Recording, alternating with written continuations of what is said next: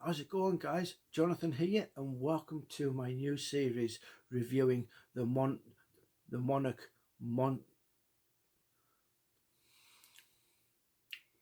Let's try that one again. How's it going, guys? Jonathan here, and welcome to my Monarch Monsterverse movie reviews. We got there. Yes, from this video, I am going to be reviewing the current three movies in the Monsterverse series from Legendary. So here we are, and we are starting off with 2014's Godzilla movie, directed by Gareth Edwards.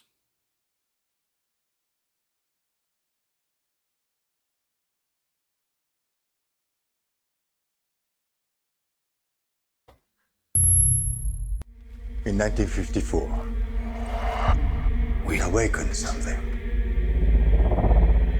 Well, there's nuclear tests in the Pacific. Not tests. They were trying to kill it. I want to talk to somebody in charge. You're lying. It was not an earthquake. It wasn't a typhoon. Because what's really happening is that you're hiding something out there. And it is going to send us back to the Stone Age. Gentlemen, you are being sent in via Halo jump. But I would not be asking any one of you to take this leap. I do not have complete faith in your ability to succeed.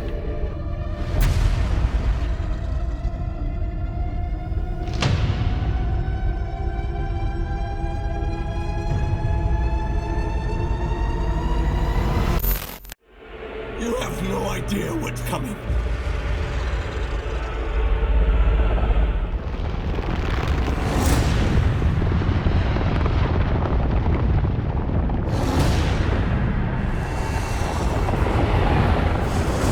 Your courage will never be more needed than it is today.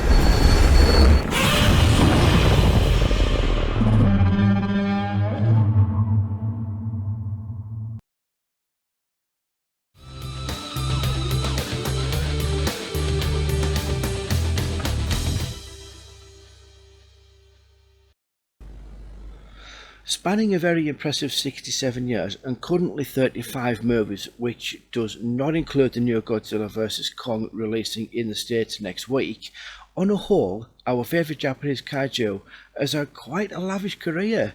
The soft reboot in 2016, which was reasonably well received, was a good welcome back for Godzilla. However, it wouldn't have come to light if Legendary Pictures hadn't taken it on as a shared agreement with Toho Pictures, who are the original proprietors of the product. The 2010 movie Monsters saw the promise and rise of Welsh director Gareth Edwards' career in Hollywood, and it was almost a destiny for him to be given this massive undertaking of bringing the big guy back to the silver screen after Roland Emmerich's 1998 attempt failed to meet expectations. Now, this new 2014 incarnation of Godzilla got me absolutely pumped, and as a moderate fan of the franchise from the original 54 movie and onwards, it was good to see him being taken on by Legendary Pictures, who had previously had involvement with Christopher Nolan's Dark Knight trilogy. Now, as much as I love movies and talking about them at the time, I kind of kicked myself in the back of the foot by doing too much research into this movie while it was in post-production. As a result of this, I fell out with the entertainment media, and 10 years of Empire magazines went into the bin, and I had a really evidently had a bad viewing experience with Godzilla at the time. The marketing campaign for this movie made me sour with the industry for nearly 5 years, but it's good to say now that I'm starting to come round from it. The movie itself is exceptionally good to look at. It really is a beautiful piece of cinematography, but we'll get to that later. But when it first came out in 2014, I left rather disappointed, as I've just explained, but not just for those reasons. It has grown on me over the years, but those things that I didn't like at the time are coming round full circle. So let's get things going, shall we? The film stars and follows Aaron Taylor-Johnson and Elizabeth Olsen as Ford and Elliot Brody, who also starred in as Quicksilver and Scarlet Witch in Avengers Age of Ultron. The two actors work well with each other, although they don't really get a chance to shine with the scenes that they have together, which is really unfortunate, as the pace of the movie doesn't allow us to spend time with them as a couple, which is, as I said, unfortunate, as they are, as I said, as an on-screen couple.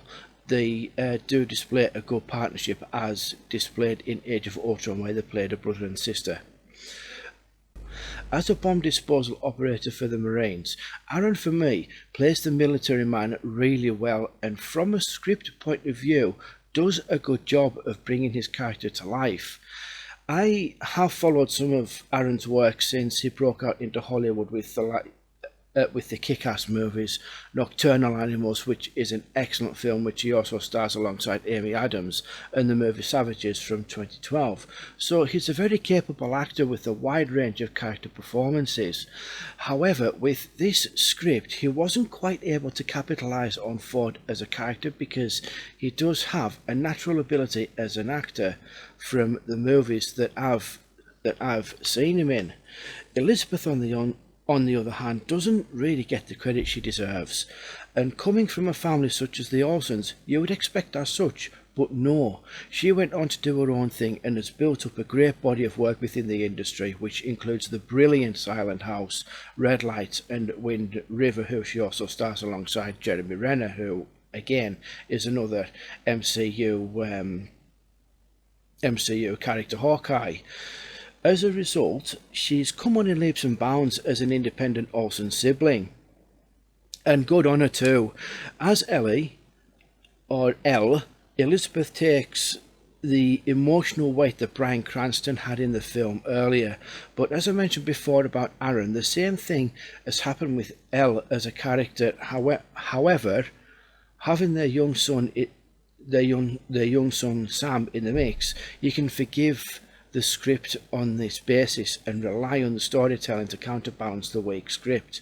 I think Elizabeth did a really good job with her character. She's convincing enough with the emotional weight she was tied to, with worrying about the possibility that she may never see her husband again and having to look after her young son. The story moves at a solid pace as we follow Ford's journey through to get him back with his wife and child in the midst of all the carnage that's ensuing after visiting his father in Japan.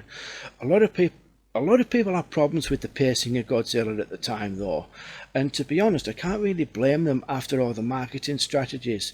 But if you're like me and are willing to give the movie another chance, I'll guarantee you will come round to the film. But you do have to think though, what would you do as a screenwriter and director? How do I deal with a story centered around giant kaiju beasts running riot on the western seaboard of America? It just isn't quite enough, and I totally get that. So giving us a family reunion story is all well and good, but they could have at least written them a better script. That side of things just didn't quite land with me. The first 30 minutes of Godzilla is by far the best part of the movie and should have been consistent throughout the entirety of the film. The prologue is so well thought out and put together. I find it really odd that the standard of the screenwriting dropped as much as it did, but in terms of leverage and setup, it's flawless, which is all down to Bryan Cranston's commitment to Joe, Ford's dad.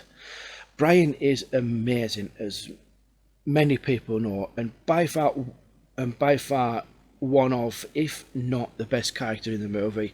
And coming off the TV smash Breaking Bad, everyone thought that this was going to be his time to shine as the new face of Hollywood, based on what we saw in the marketing campaign. Sadly, it wasn't to be, and it didn't go down very well with the audience, and for good reason. In all honesty, and I know many people feel the same, I hated this decision, and I still do to this day, because it really speaks cash in, and it's annoying. To use a starred actor in this way is an injustice to his ability as an actor. But if it was a decision based between actor, writer and producers, then I'll happily let it go. But if they worked it, there could have been a journey for justice, or maybe Joe could have worked with Monarch to help figure out what is going on, and when he finds out what they were really up to, he could pull the plug on the operation, which would result in a more dignified death as a result of justice being served. In amongst all of this, we could have still followed Ford's journey home to his family in San Francisco, where the final third of the movie is actually set. So to follow on from my initial thoughts on the visuals, Godzilla should be a template, much like Jurassic Park, for how to do CGI correctly. To get an understanding of Gareth's methods, go and check out Monsters. In that movie, you don't see the full scale of the effects until near enough the end of it, which in a way is a callback to the one and only Steven Spielberg. It's obvious that Gareth has taken Steven's concept of using visual effects to improve on a story, as Godzilla is obviously not as overblown as it should be. This resulted in a sour taste of many fans when it came to the majority of the fight scenes being reduced to only snippets throughout the film. But when you look at it from the storytelling perspective, though, he has done a Steven Spielberg move in his own style. The airport fight scene is a good example of this. We knew it was going to happen, but the build up to it was merely for the introduction of our main star, obviously. Then we cut to Elle and their son Sam, who is watching these events unfold on a news flash on the TV. It's a very unique way to introduce the worry of a fight scene like that play out while we're getting what seems to be a natural reaction from a mother who is not only not far from these events, but the realization that her husband is in amongst all of that. It's an interesting dynamic for a scene, and I think it works well for both ends of the string. But there was no middle to help it along for the degree of closure it needed. But with the additional characters that we are following in the film, such as Dr. Serizawa and Vivian, who are wonderfully played by Ken Watanabe and the UK's finest Sally Hawkins, amongst others we have to get behind, the anticipation for the third act is warranted on that basis.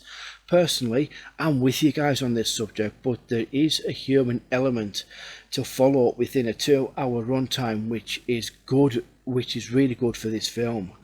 The Halo drop was another interesting scene, which probably looked as good on paper as it did on the screen, and not many directors at the time would have thought of producing a composite scene quite like it.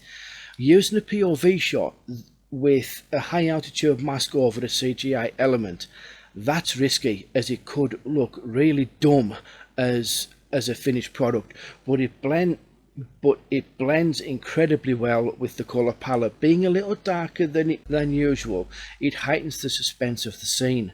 I honestly think it's one of the most creative scenes I've seen in quite some time, and it'll probably take some beating if I have to be honest. So a big thank you should go to the brilliant cinematographer Seamus McGarvey, whose credits include High Fidelity, Atonement, The Accountant, and Marvel's The Avengers. Godzilla's look, I think, is awesome. It's definitely an improvement over the 1998 Lizardzilla that Roland gave us, but that's stuck in its own time. But through the years, Godzilla's look and evolution has been questionable on a couple of occasions. But Gareth went back to basics with this new design, and it's really paid off. The same can be said about the Mutos as well. These creatures are new in the Lord of the franchise, as Gareth wanted something new to set up what was to follow if the project worked out. and it paid off. They're a great addition to the long list of villains the big guy has faced off with. And what surprises me the most about these creatures is how the cinematography team was able to give them somewhat of a personality with the use of lighting and camera angles to provoke a real physical reaction at face design on a creature that has specifically been designed to appear expressionless. The presumption of this might be nuts to some of you, but if you do go back to it, it's there. The most notable scene, to give you guys an idea of what I mean, is the scene where Ford blasts the eggs in Chinatown in the third act. Take note of this scene, and it'll become it will become as clear as day. Another scene which gives me a little chuckle is pretty much at the end of the movie, where Ford is ready to die alongside the bomb, and the Muto is actually standing over him. I like that. It was good. It was good. So, in light of Gareth's attempts to revive the Toho kaiju in Hollywood, it paid off in size and catastrophe. Godzilla, for the most part, is an extravaganza which is well worth it as the big guy does what he needs to do. Kudos to the human side of things. Sadly though, the script wasn't quite as tight as it could have been, which resulted in a couple of blank characters here and there, unfortunately, which is a bit of a shame, but nonetheless it does what it says on the tin. Godzilla for me gets an 8 out of 10.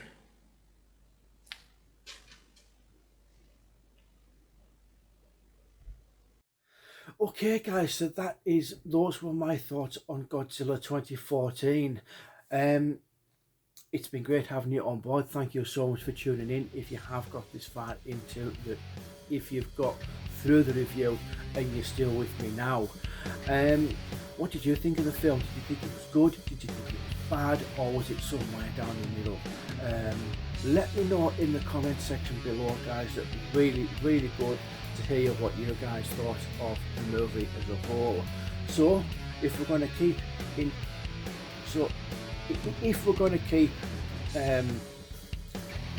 with the chronological order of things, next up it's going to be Kong Skull Island. So yeah, looking forward to getting back into that one, guys. So if you did like the video and you'd like to see more videos like this, make sure to hit that like button, subscribe as well if you like. Really don't mind if you don't. This is just something I'm doing because I enjoy doing it. I've already said, comment down below, tell me what your thoughts are, and share it about if you want, with people on board or whatever. And that'll be absolutely fantastic. So again, thank you so much everyone. Great to have you here. For the new people that have come onto this, thanks for sticking with it. So with that being said, guys, like I said, thank you so much again, and this is me, Crackflix.